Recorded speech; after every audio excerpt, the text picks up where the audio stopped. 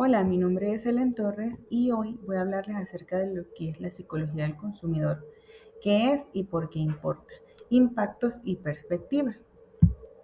La psicología del consumidor es una rama de la psicología que estudia cómo piensan, sienten, razonan y seleccionan los consumidores lo que compran. Es clave porque nos ayuda a entender el porqué detrás de cada una de las elecciones de compras que hacemos, desde la marca de un café hasta una inversión inmobiliaria, todo implica procesos psicológicos. Su importancia no solo radica en aumentar ventas, sino en diseñar experiencias significativas, y este campo tiene raíces en la economía conductual, el psicoanálisis y la psicología social del siglo XX, y se ha nutrido con hallazgos neurocientíficos más recientes que revelan cómo las emociones influyen en decisiones que creemos racionales. En un mundo, hoy más que nunca, hiperconectado y competitivo, entender al consumidor ya no es una opción, es una necesidad estratégica.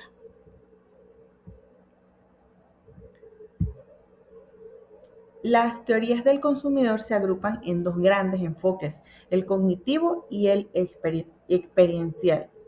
El primero ve al consumidor como un tomador de decisiones racional que compara y evalúa y elige. El segundo lo ve como un buscador de emociones, de sensaciones, de experiencias. Pero también existen influencias profundas, la cultura, los grupos, los procesos neurofisiológicos. La psiconeurofisiología nos habla de cómo ciertos estímulos del marketing actúan activan el sistema límbico que está asociado al placer. Desde la psicología social, conceptos como reactancia explican por qué muchas personas rechazan la publicidad invasiva, porque quieren proteger su autonomía. Y no olvidemos también los estereotipos. Eh, las mayorías que imponen normas o las minorías que influyen desde la disrupción. El consumidor es una construcción compleja, racional, emocional, individual y colectiva, biológica y cultural. La cultura y los grupos de comportamiento del consumidor. No compramos solos, ni elegimos en un vacío. La influencia de los grupos es una de las fuerzas más poderosas en la conducta del consumidor. Familias, amigos, compañeros de trabajo, líderes de opinión, todos moldean nuestras elecciones. Además que la cultura, como sistema compartido de valores y creencias, define qué es deseable o no. En sociedades que son globalizadas, emergen fenómenos transculturales donde los consumidores adoptan productos de otras culturas, como el sushi en Occidente. También existen subculturas que crean microidentidades. Jóvenes urbanos, los veganos, los gamers. Cada grupo tiene sus normas, símbolos y productos que refuerzan el sentido de pertenencia. El consumidor moderno está atravesado por múltiples identidades y entender ese entramado es clave para conectar con él auténticamente. ¿Cuáles son las etapas del proceso de decisión de compra? Comprar parece simple, pero detrás hay un proceso mucho más complejo. Todo inicia con el reconocimiento de una necesidad. Sigue con la búsqueda de la información, la evaluación de alternativas, la decisión de compra y finalmente la evaluación post-compra. En cada etapa actúan procesos cognitivos como la atención, la memoria y el juicio, pero también las emociones y las creencias. El entorno, como la publicidad, las redes sociales, los testimonios, reseñas, afectan cada paso. Y no olvidemos el papel del riesgo percibido, que puede frenar una decisión. Por eso, las marcas exitosas reducen fricciones y crean seguridad. En resumen, el proceso de decisión es tanto racional como afectivo. y dominarlo es esencial para diseñar estrategias efectivas.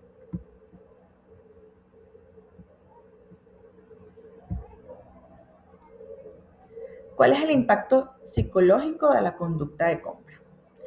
Comprar no es solo adquirir, es también sentir. Y muchos consumidores experimentan placer, alivio, orgullo e incluso culpa después de una compra. Este fenómeno este proceso se conoce como postcompra emocional y puede influir en la lealtad de una marca. También hay efectos como la disonancia cognitiva, que es cuando sentimos que una compra no fue la mejor elección.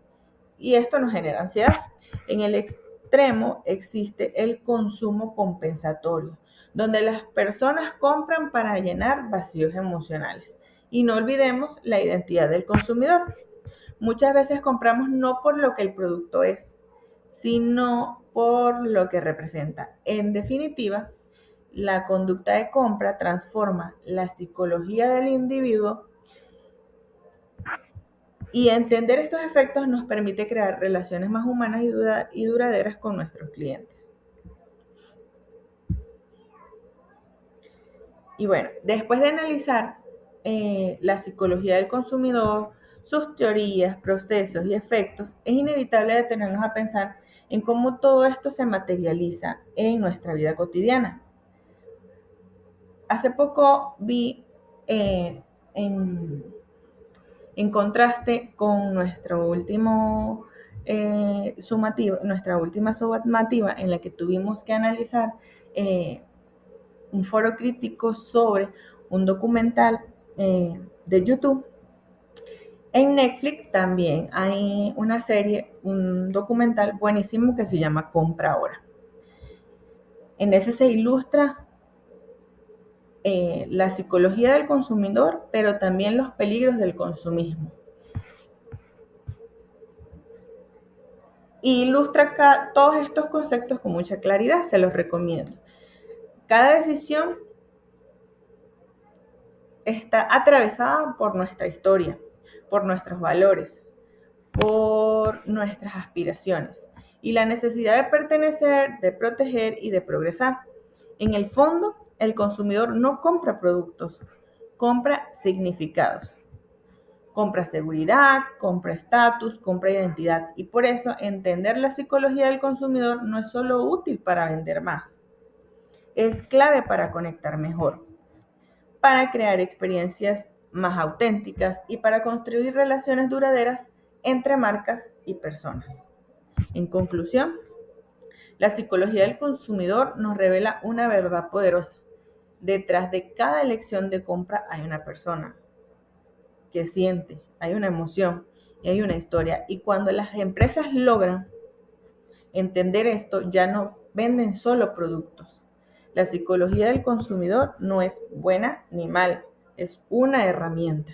Y como profesionales debemos usarlas para crear valor real, no para explotar vulnerabilidades. Y como consumidores debemos preguntarnos, ¿estoy comprando por necesidad, por emoción, por presión social?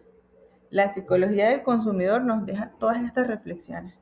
Espero puedan pensar profundamente en ellas. Muchísimas gracias.